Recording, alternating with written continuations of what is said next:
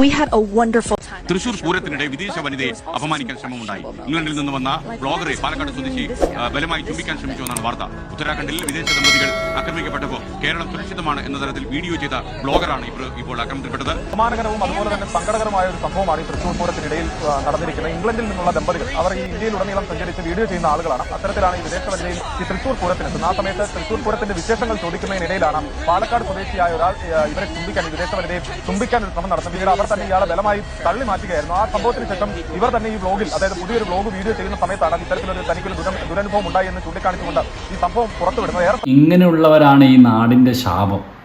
തൃശ്ശൂർ പൂരത്തിന് വന്ന ഒരു വിദേശ വനിതയെ ബലമായിട്ട് ചുംബിക്കാൻ ശ്രമിച്ചു. ഇങ്ങനെയുള്ളൊക്കെ ചങ്ങാമാര് നമ്മളെ നാട്ടിൽ ഉള്ളിടത്തോളം കാലം നമ്മളെ നാടിന് വളരെ വലിയ അപമാനമാണ്.